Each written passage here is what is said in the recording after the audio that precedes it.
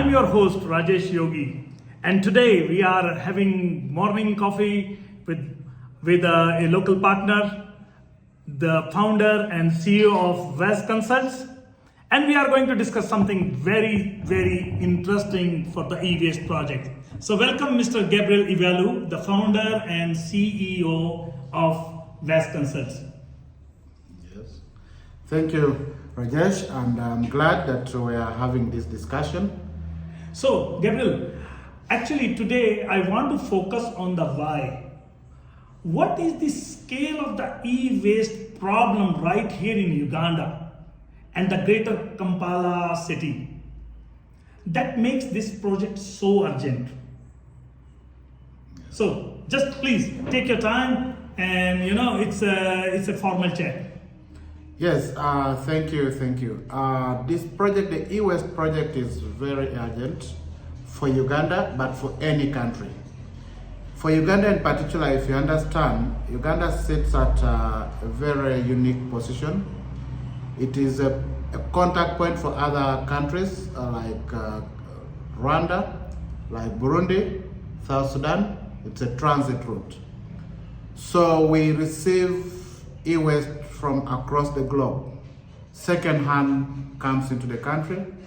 We also manufacture locally. So we are having a double inflow of electronics, both new and second-hand. And according to statistics, currently every Ugandan on average contributes to about 7.3 kilograms of e-waste at the moment. So per capita.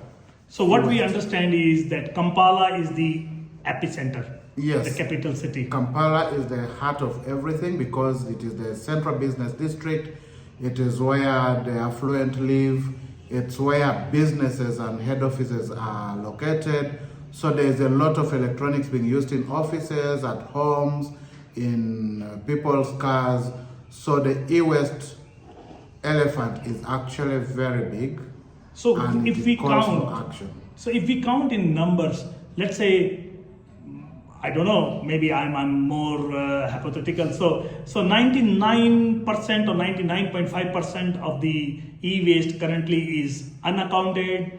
It's not processed. That's what you agree?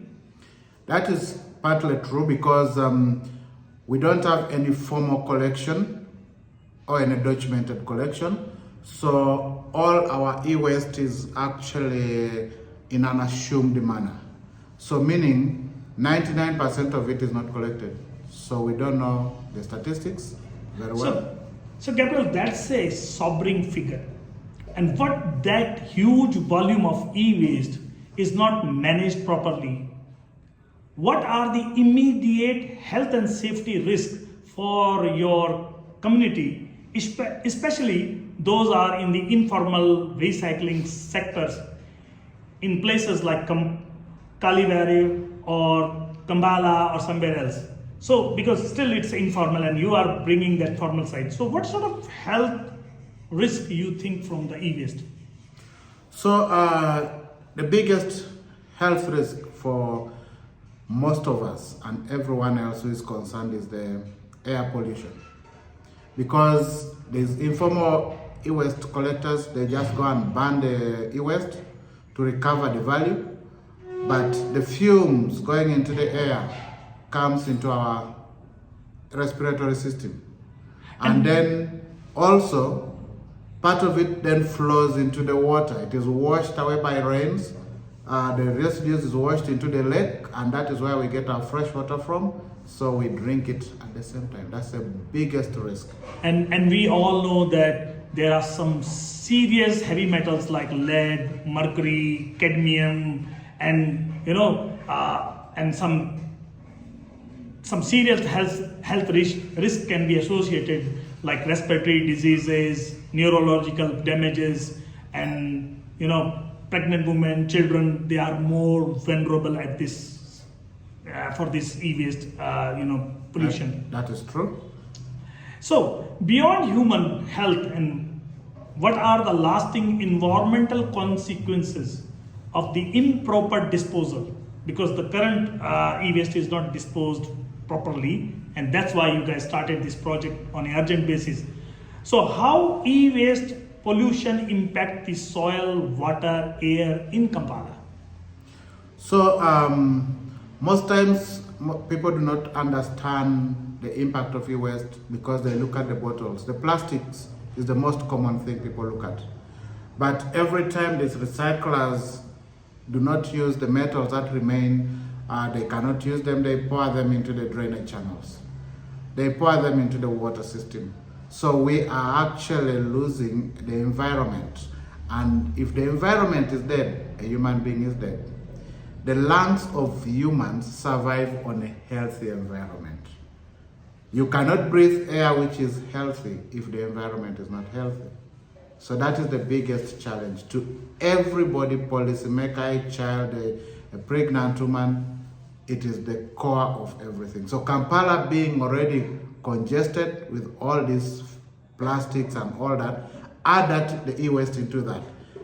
And if these recyclers are not formalized, the collectors are not formalized to avoid the burning, to avoid control, disposal, then we are harming ourselves and our lifespan and our children. So that is why we started this with that passion to say everybody should come on board.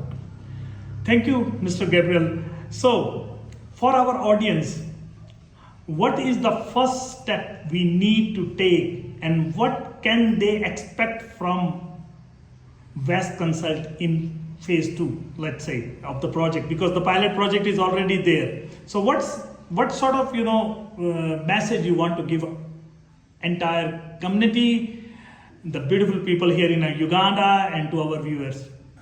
So for the audience, be it in Uganda, be it outside Uganda, be it manufacturers, our message is that let's work together. First and foremost, to collect. Then to have proper channeling of the resources. But secondly, we are creating jobs. And to the government, the support the government is giving us is going to help the government to handle the issues of unemployment, because we are creating formal and informal jobs through our ecosystem of agents, but properly documented.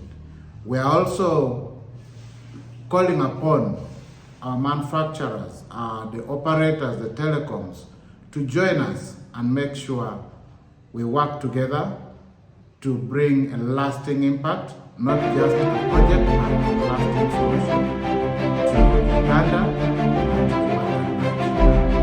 Thank you, Mr. Gabriel. It's wonderful having a coffee chat with you. Thanks a lot. Thank you so much and have a blessed day.